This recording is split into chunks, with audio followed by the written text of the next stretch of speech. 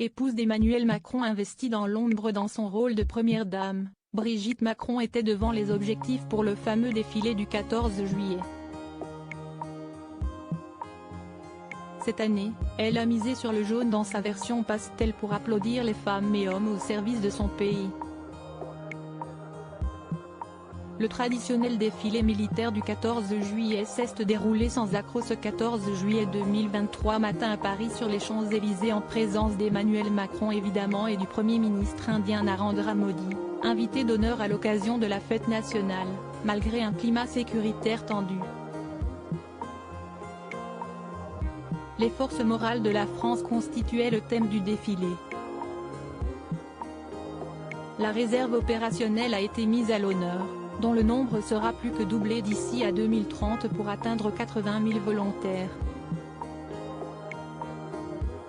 Peu avant midi, le défilé s'est achevé par l'interprétation de la Marseillaise, un moment très émouvant qui a marqué le public, parmi lequel la première dame de France Brigitte Macron. Troquant sa robe mi-longue et bleue nuit de la veille, l'épouse du président a misé sur la couleur pastel pour la fête nationale, un tailleur avec une veste style boléro jaune pâle. Un look différent de celui de l'an dernier, mais non moins élégant. Auparavant, l'animation finale, place de la Concorde, a commémoré 1943, année de création de la médaille de la Résistance française, la création du Conseil national de la Résistance, le décès du héros de la Résistance Jean Moulin et la naissance de l'émouvant chant des partisans. En préambule du défilé, le chef de l'État français avait descendu la prestigieuse avenue des Champs-Élysées à bord d'un véhicule militaire devant une foule compacte, récoltant des applaudissements mais aussi quelques huées. Après un passage des 9 alpha-jets de la patrouille de France, qui ont coloré le ciel parisien de bleu blanc rouge, le défilé à pied a été ouvert par 240 membres des forces armées indiennes, coiffés de turbans pour certains.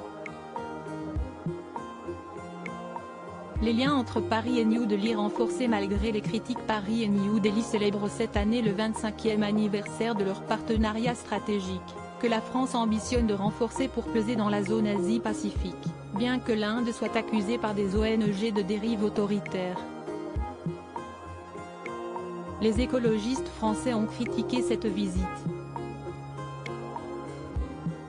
Depuis l'arrivée au pouvoir du parti de M. Modi, en 2014, l'Inde n'a eu de cesse de régresser dans sa lutte contre la pauvreté, contre les inégalités, comme en termes de droits humains et de libertés fondamentales, ont-ils dénoncé dans un communiqué.